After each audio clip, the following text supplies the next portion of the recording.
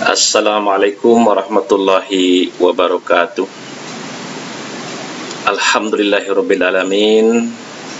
Saudara-saudara mahasiswa yang dirahmati Allah, pada pertemuan kali ini saya buat video pembelajaran mengenai ekonomi keuangan Islam, dan mohon maaf bila mana kualitas videonya kurang bagus karena sistem pencahayaan yang kurang optimal. Baik, para mahasiswa, dalam video singkat ini saya ingin sampaikan sebuah materi tentang 3 pilar keuangan setan, 3 pillars of satanic finance. Ya, tolong ini dipahami, karena dari sini titik berangkat perkuliahan kita tentang keuangan yang akan kita bahas, ya, terutama keuangan setan. Nah, kenapa disebut keuangan setan? Ini hanya istilah dari pengarang dari buku ini saja, ya. Nah, ini yang berlaku di seluruh dunia, ya, termasuk di Indonesia, bahwa keuangan yang berlaku itu tidak jauh dari konsep 3 pilar keuangan setan. Yang pertama ini adalah fiat money atau uang kertas, ya. Ini yang mendominasi keuangan di dunia, itu yang disebut dengan fiat money atau uang kertas. Kemudian yang kedua, pilar yang kedua adalah interest atau sistem bunga atau sistem riba, ini yang mendominasi keuangan di seluruh dunia. Yang ketiga adalah fractional reserve requirement, persyaratan cadangan wajib. Nah, ini artinya, ya, apabila suatu bank menerima dana, ya, 100 juta misalkan, maka bank itu, ya, wajib untuk menyisihkan sekian persen, misalkan 10% untuk cadangan di kas. Nah, jadi sistem perbankan hampir dimanapun juga, ketika ada dana yang masuk perbankan, maka dia wajib menyisihkan cadangannya untuk persediaan kas apabila terjadi penarikan simpanan sewaktu-waktu. Ini yang disebut dengan fractional reserve requirement, cadangan wajib.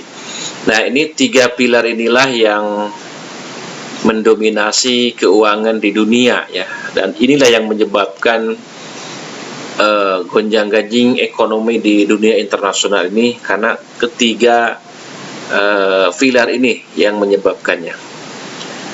Nah, untuk bisa memperdalam lebih lanjut, ini ada sebuah perumpamaan, ya, yang saya ambil dari bukunya Bapak Adi Warman Karim,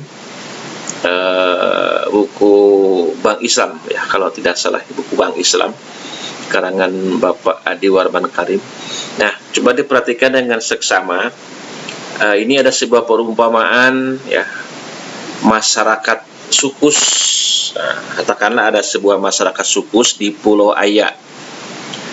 Nah, kondisi masyarakatnya pada suku ini adalah mereka menghasilkan emas dan mencetak uang emas sebagai alat tukar atau alat satuan nilai. Nah, jadi bayangkan di masyarakat ini mereka menghasilkan emas dan mencetak uang emas sebagai alat tukarnya. Nah, kondisi masyarakat sosialnya adalah hidup rukun, saling tolong-menolong dan gotong royong. Ini pada saat seperti ini. Kemudian di masyarakat lain, di masyarakat Tukus, di pulau yang lain, ini masyarakatnya pertanian, menggunakan sistem barter dalam perdagangannya, ya. Jadi sistem pertanian, mereka tidak menghasilkan emas, tapi menghasilkan hasil pertanian, dan yang berlaku sistem barter, ya, pertukaran barang dengan barang. Tapi suasana sosialnya hidup rukun, gotong royong, dan saling menolong, sama dengan suku sukus di pulau yang sebelahnya lagi. Nah, kedua perumpamaan ini diperhatikan dengan seksama. Ini dua kondisi sistem perekonomian. Nah, kemudian tiba-tiba ilustrasi ini disebutkan berlabuhlah di Pulau Aya, ya, di pulau penghasil emas, dua orang bernama Gago dan Sago. Ya, dua orang perlente bernama Gago dan Sago. Nah, keduanya ini memperkenalkan uang kertas dan mesin pencetak uang. Nah, sehingga kepala suku Sukus ini merasa, yang bernama Saka ini, tertarik karena kepraktisan menggunakan uang kertas. Jadi dibandingkan dengan uang emas, mereka harus bawa emas itu ya dalam karung, dalam kantong untuk belanja. Nah, jadi betapa berabenya gitu mereka. Ya, setelah melihat adanya uang kertas, suku ini merasa tertarik dan sangat membutuhkan uang kertas. Nah, kemudian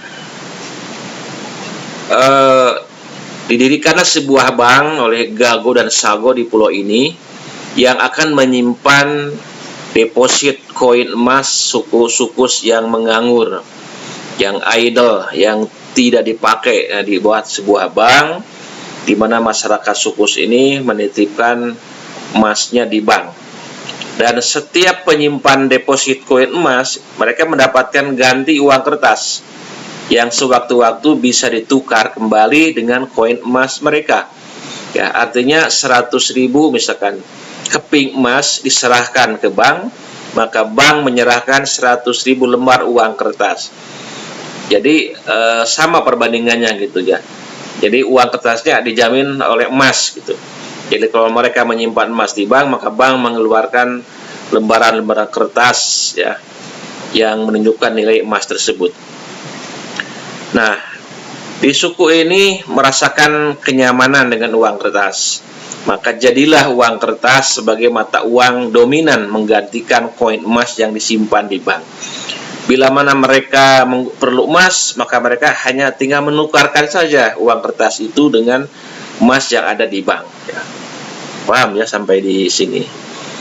Nah, sementara suku Tukus di Pulau Baya ingin meniru ya suku di pulau lain, maka didirikanlah oleh Gago dan Sago ini cabang ya, cabang bank di suku Tukus.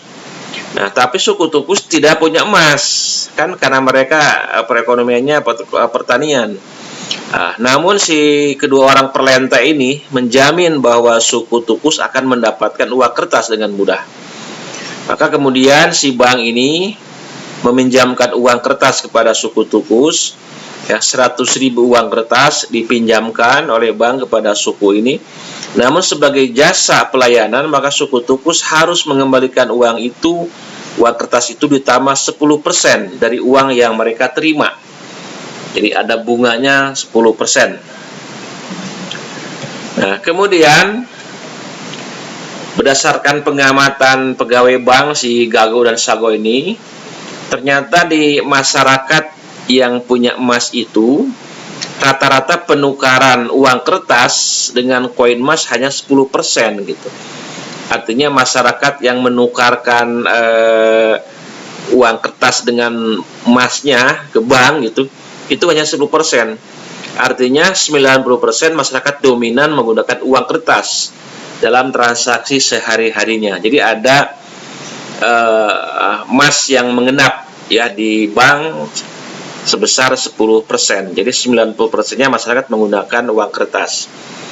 Maka atas dasar 10% inilah ya yang menukar uang kertas, maka si Gago dan Sago ini mencetak kembali uang kertas lebih banyak lagi ya, tanpa jaminan emas. Nah, ingat, tanpa jaminan emas. Kenapa? Karena kebiasaannya kan hanya 90% yang mengambil, yang menukar gitu ya.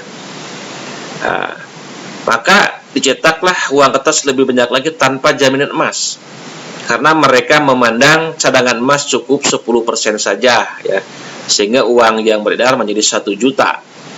Yaitu 900.000 adalah uang yang cetakan baru ya. Nah, itu ya. Kemudian si bank ini kemudian meminjamkan 900.000 uang baru ya pada masyarakat sukus yang memerlukan dengan jasa pelayanan 15% dari uang yang mereka pinjam. Jadi uang yang dicetak itu, yang baru itu, yang tanpa jaminan emas, itu dipinjamkan dengan bunga 15% ya, kepada masyarakat petani itu. Nah, apa yang terjadi? Maka lambat laun masyarakat merasakan harga-harga melonjak naik. Kenapa naik? Karena banyak uang yang beredar di masyarakat. Kalau uang banyak yang beredar di masyarakat, itu otomatis harga barang akan naik karena orang cenderung akan belanja. Kalau orang banyak belanja, otomatis para pedagang akan menaikkan harga barangnya. Ini hukum permintaan dan penawaran.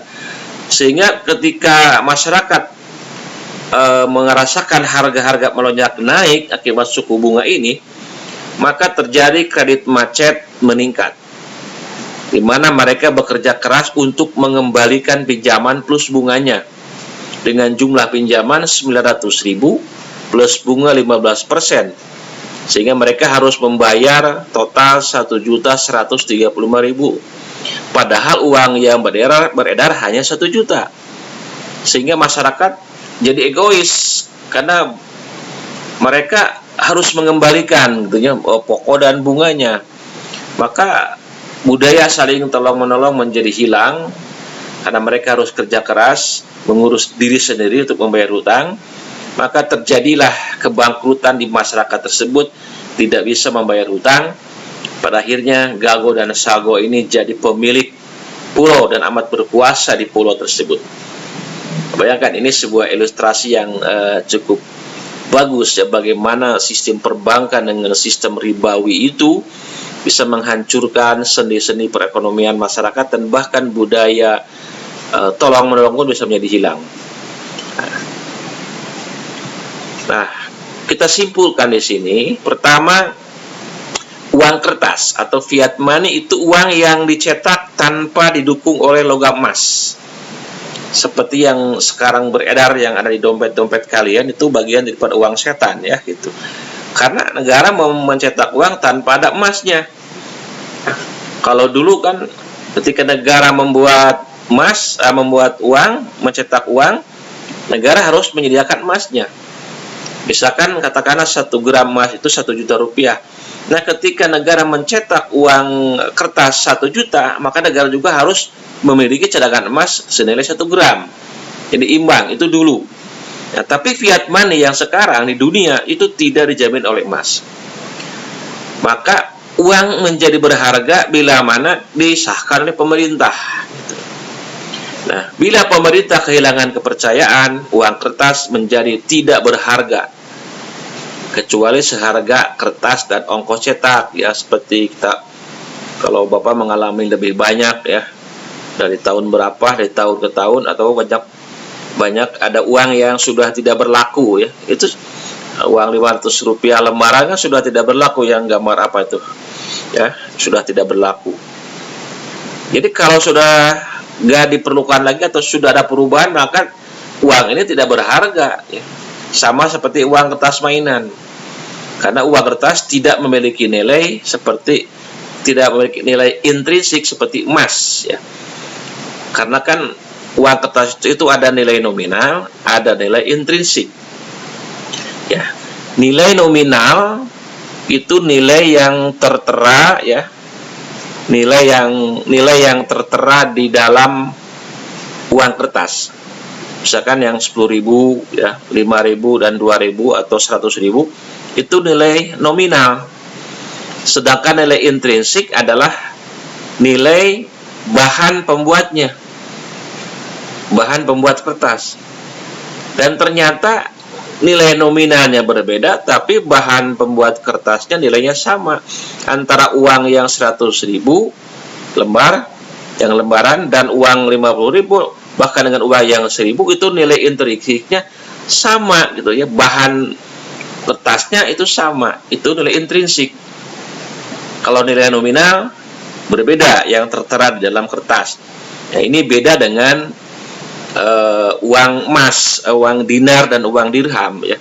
Kalau uang dinar itu uang emas ya, nilai yang tercantum nominalnya di di kepingan emas itu sama dengan beratnya emas gitu. Jadi antara nilai nominal dan nilai intrinsik di dalam uang dinar itu sama gitu ya.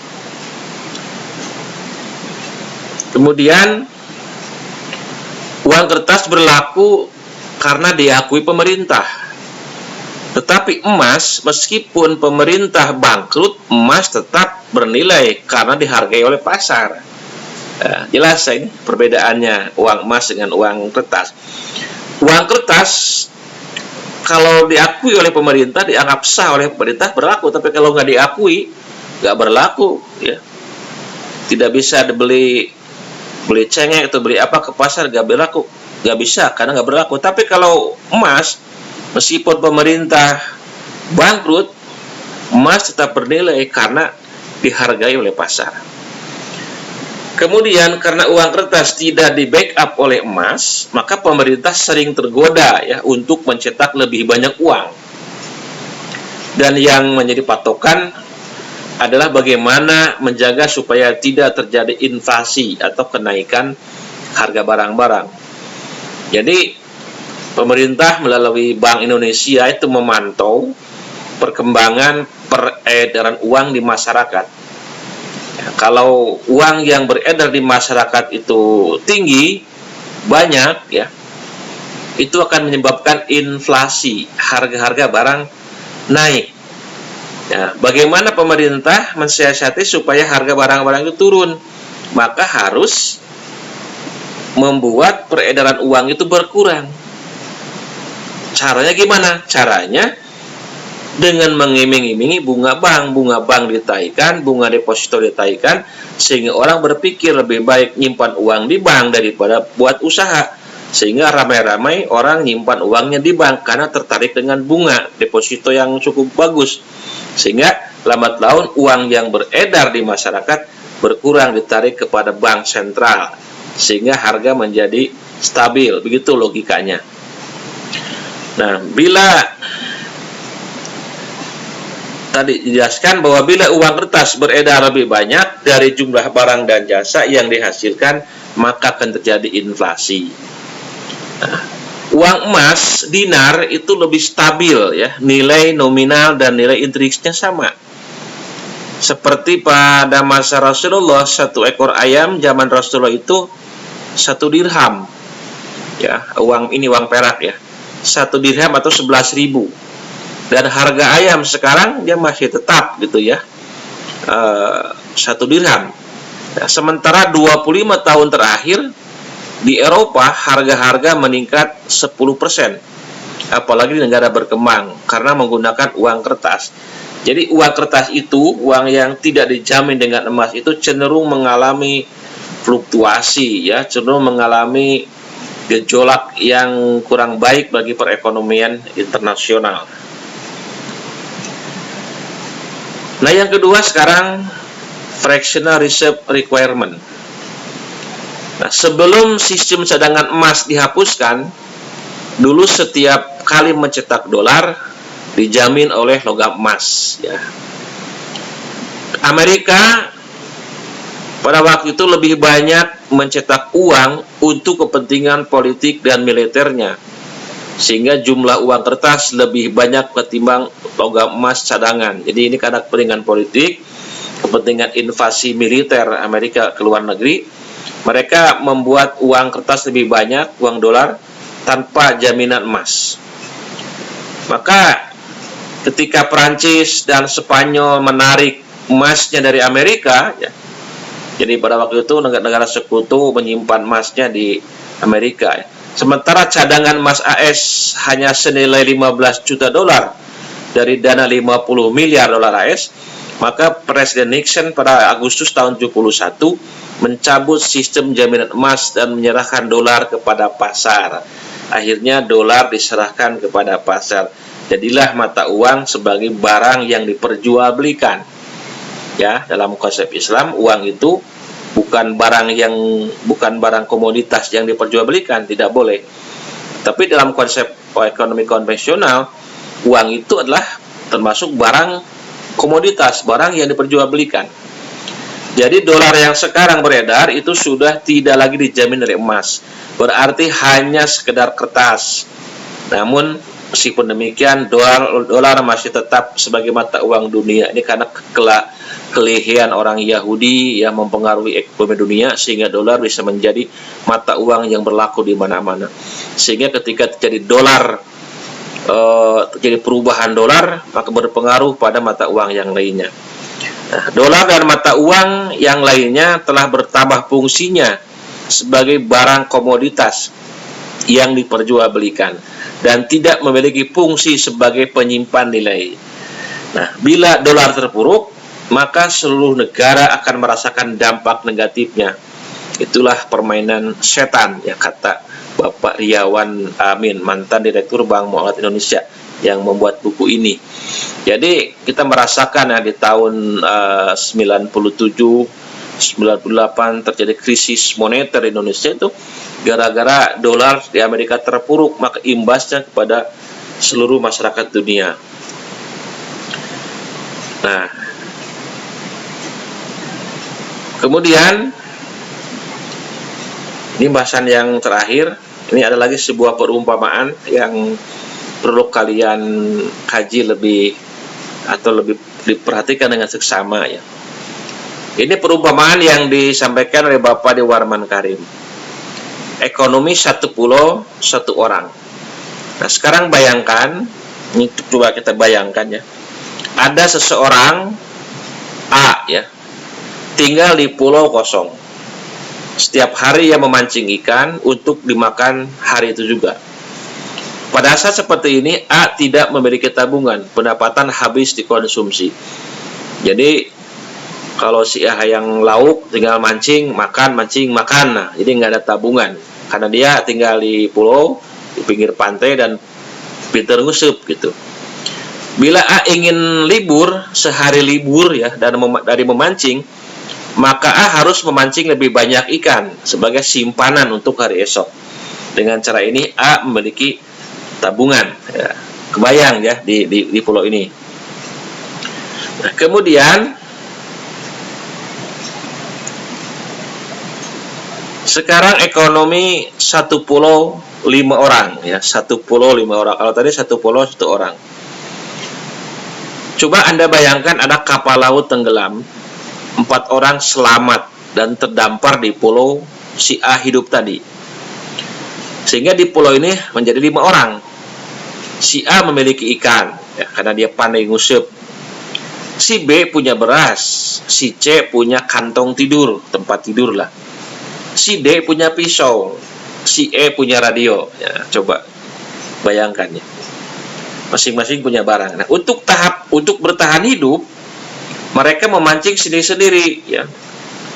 Si A ngusup, si B ngusup, C ngusup, D ngusup, si E ngusup. Karena perlu makan ikan kan, nggak mungkin radio dimakan gitu ya. Dan karena si A sudah berpengalaman, maka ia lebih banyak mendapatkan ikan. Bila A ingin makan ikan bakar, maka si A meminjam pisau ke si D ya, dan imbalannya hasil tangkapannya. Bila A ingin makan ikan sambil dengarkan radio, maka si A meminjam radio dari dari E ya, dengan imbalan ikan. Demikian seterusnya, terjadilah ekonomi dengan sistem barter. Namun tidak selamanya barter itu mulus. Ada kalanya si A tidak butuh pisau, tapi si D ingin ikan. Atau si A ingin beras, si B ingin mendengarkan radio. Nah gitu. Jadi pertukaran itu hanya terjadi bila mana ada keinginan yang cocok antara kedua pihak. Double coincident needs begitu. Kemudian bayangkan lagi sekarang satu pulau 5 orang dan uang dari langit. Nah, satu pulau 5 orang A, B, C, D, E dan uang dari langit. Andaikan dan kita bayangkan ada helikopter membawa uang dan menjatuhkan ke pulau tadi dan jatuh tepat di A. Ya, jatuhnya di si A yang tukang ngusup tadi ya. Maka jumlah uang ini kita sebut M1 sebesar 1 juta. Jadi M itu money. Nilai uangnya 1 juta M1. Maka di sini akan terjadi perubahan ekonomi yang tanpa uang menjadi ekonomi dengan uang. Kalau tadi kan barter. Si A menawarkan uangnya kepada si B untuk ditukar dengan beras. Jadi yang 1 juta ya dikasih B kan. Si B setuju, maka asal seluruh uangnya untuknya. Maka pindahlah uang dari A ke si B. Si B menawarkan uang kepada si C untuk ditukar dengan kantong tidur. Si C setuju, asal seluruh uangnya untuknya. Demikian seterusnya. Ini 1 jutanya pindah-pindah gitu. Maka secara ilmiah, perhatikan ya slide-nya. Dikatakan bahwa jumlah uang yang beredar dalam ekonomi adalah M. Ini jumlah uangnya M, 1, money at time. Berapa kali uang yang berpindah tangan itu V ya, velocity ya. Kemudian harga masing-masing barang adalah P, 1, price. Sedangkan jumlah barang adalah T ya, T1. Jadi ingat kembali, jumlah uangnya adalah M, berapa kali uang berpindah tangan itu V, harga barang itu P, dan jumlah barang ada T. Maka rumusnya M1 sama dengan 1 juta. V1 berapa kali pindah tangannya? 5 kali.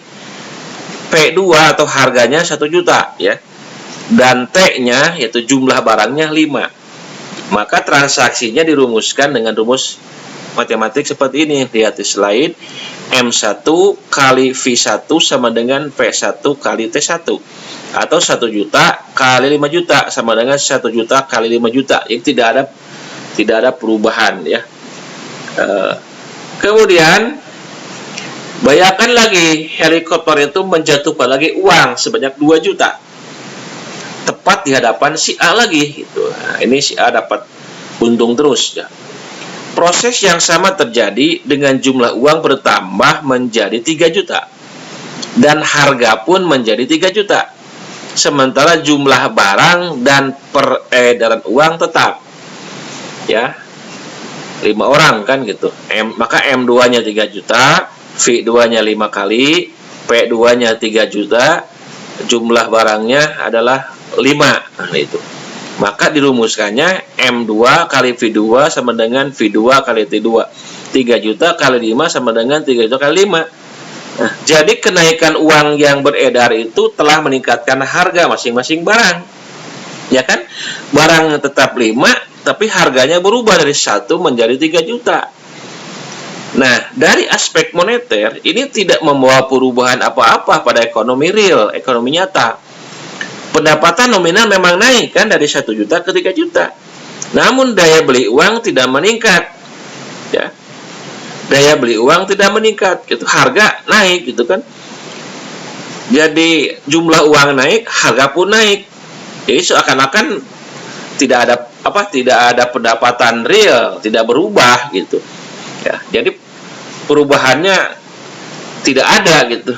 Meskipun mereka pendapatannya naik, tapi harganya naik juga. Jadi hampir sama kondisinya dengan di masa-masa uang yang 1 juta rupiah itu gitu. Ya. Kemudian ekonomi satu pulau, 5 orang, uang dari langit dan raja. Nah, bayangkan lagi si A karena ia paling pengalaman menangkap ikan dan selalu saja ada uang yang jatuh dari helikopter di hadapannya, maka ia menjadi lebih dominan. Maka diangkatlah si A menjadi raja. Nah, di sini terjadi perubahan ekonomi ya, tanpa pemerintahan menjadi ekonomi dengan pemerintahan. Si A mengatur mekanisme pasar sehingga berkeadilan. Pasar menjadi efisien karena A berperan sebagai produsen, sebagai konsumen, juga pedagang. Karena kepemimpinannya, si A mendapatkan penghargaan dari yang lain berupa pajak. Dan pajak itu digunakan A untuk membangun fasilitas umum. Bayang ya, ini sebuah perumpamaan yang bagus. Kemudian, ekonomi banyak pulau, banyak orang, banyak uang, banyak raja. Nah, bayangkan di pulau itu tinggal 1 juta orang. Ya, di pulau itu ada 1 juta orang yang perilaku ekonominya sama persis dengan orang yang pertama, dan disebut sebagai masyarakat nelayan, dan saat ini menguasai birokrasi pemerintahan gitu ceritanya. 1 juta orang percis perilakunya dengan perilaku B. 1 juta sama dengan C, D, dan E gitu. Karena jumlah dan perilakunya sama, maka tidak ada perubahan apapun atas analisisnya ya. Jadi samalah kondisinya seperti itu. Kemudian bayangkan bila pulau itu ada sebuah negara. Ini pun tidak membawa perubahan apapun terhadap analisis sebelumnya. Bayangkan uang yang jatuh dari helikopter itu uang yang dicetak oleh negara tersebut. Dan bayangkan tidak hanya satu pulau. Ternyata ada banyak pulau-pulau yang masing-masing pulau sama percis perilaku ekonominya. Tetap ini tidak akan mengubah analisis kita. Jadi kondisinya tetap sama. Sehingga rumusnya seperti rumus semula. M1 1 juta, V1 5 kali perpindahan tangannya, price harganya 1 juta, T-nya jumlah barangnya ada 5 gitu. Nah, kemudian perhatikan dengan seksama ya slide-nya. Katakanlah keadaan di pulau kedua ya. M1 uangnya itu 200 dolar Singapura. Nah, ini di Singapura lah, di pulau Singapura. V-nya 5 kali perpindahan tangan, 5 kali. Kemudian price-nya 200 dolar Singapura. Jumlah barangnya 5. Ini di pulau yang kedua ya. Kalau tadi di pulau yang pertama ya, di pulau yang pertama tadi itu adalah 1 juta ya. Di pulau yang kedua, di pulau pertama itu 1 juta rupiah ya. Kalau di pulau kedua itu dolar Singapura. Kemudian di pulau ketiga M1 nya 3.300 Saudi Real ya, Saudi ini. Kemudian V nya 5, P nya 3.300, T nya jumlah barangnya 5 ya, karena perilaku ekonominya sama. Di pulau keempat, ringgit Malaysia 330, V-nya 5 kali, harganya price-nya 330, T-nya jumlah barangnya 5. Jadi secara perilaku ekonominya sama di tiap negara ini gitu. Artinya, harga masing-masing barang sama di semua pulau. Atau dengan kata lain, 1 juta rupiah sama dengan 200 dolar Singapura, sama dengan 3.300 Saudi Real, sama dengan 330 ringgit Malaysia. Nah, bagi orang di pulau pertama, uang rupiah setara dengan uang lain. Ya, 1 dolar Singapura sama dengan 5.000 rupiah. Nah, ini terus jeli ini kalau dilihat matematikanya. Dengan perbandingan ini, maka disimpulkan 1 dolar Singapura itu 5.000 rupiah. Karena 1 juta dibagi 200 kan. 1 dolar 1 rial Arab Saudi sama dengan 303 rupiah. Karena 1 juta dibagi 3.300 ya. 1 ringgit Malaysia sama dengan 3.030. Nah, jelas ya. Bayangkan lagi uang jatuh di pulau pertama. Jadi ada uang jatuh lagi di pulau pertama sebanyak 2 juta. Ke pulau lain tidak ada yang jatuh. Nah, di pulau pertama yang rupiah itu ya, ragra duit 2 juta dan helikopter. Maka M1 nya 3 juta rupiah, V nya 5, harganya 3 juta, jumlah barang 5. Tapi di pulau lain tidak ada uang yang pertama gitu. Artinya terjadi kenaikan harga di pulau pertama, dan harga untuk barang yang sama di pulau lain tidak mengalami kenaikan. Jadi kenaikan harga terjadi di pulau yang pertama yang punya rupiah. Sehingga 3 juta rupiah sama dengan 200 dolar Singapura, sama dengan 3.300 real, sama dengan 330 ringgit. Berarti 1 dolar Singapura sama dengan 15.000. Kalau tadi kan 5.000. 1 real sama dengan 909 rupiah. Yang awalnya 303 rupiah. 1 ringgit Malaysia menjadi 9.090 yang asalnya 3.030. Jadi bagi penduduk pertama yang ada nilai rupiahnya, maka uangnya melemah. Disebut melemah atau terdepresiasi. Sedangkan di pulau lain mata uangnya terapresiasi. Kenapa rupiah melemah? Karena untuk mendapatkan 1 dolar Singapura atau 1 real dan 1 ringgit, rupiahnya harus ditambah gitu. Sehingga harga rupiahnya menjadi melemah atau hargaan lah gitu istilahnya. Maka kebayang tidak apa yang terjadi bila Indonesia punya hutang ke Amerika 1 dolar, ya. Katakanlah 1 dolar itu 2.375 tahun 97. Kemudian harus bayar di tahun 98, di mana 1 dolar menjadi 10.200. Maka ekonomi Indonesia terpuruk, ya. Karena hutang awalnya 2.300, karena dikembalikan ke Amerika tahun 98 dengan kurs dolarnya 10.200, maka terjadilah kekacauan ekonomi di Indonesia.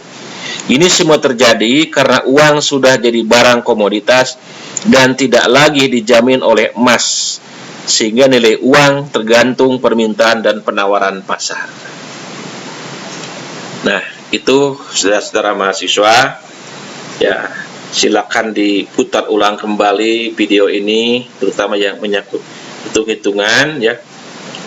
Saya ingin menggambarkan bahwa ternyata sistem keuangan non-Islam itu yang bisa menghancurkan perekonomian dunia. Sistem keuangan konvensional yang menganut uang kertas yang tidak dijamin oleh pemerintah, tidak dijamin oleh bank, kemudian sistem keuangan yang berbasis kepada ribawi, ternyata membuat sistem ekonomi dunia itu bisa hancur sewaktu-waktu. Dengan kata lain, tidak ada keberkahan di dalamnya bila mana sistem ekonomi tidak berbasis Islam. Mudah-mudahan dengan gambaran ini kalian semua bisa paham, dan kalau belum paham silakan diputar kembali dan bisa mengajukan pertanyaan lewat grup di WhatsApp, ya. Terima kasih, semoga bermanfaat. Assalamualaikum warahmatullahi wabarakatuh.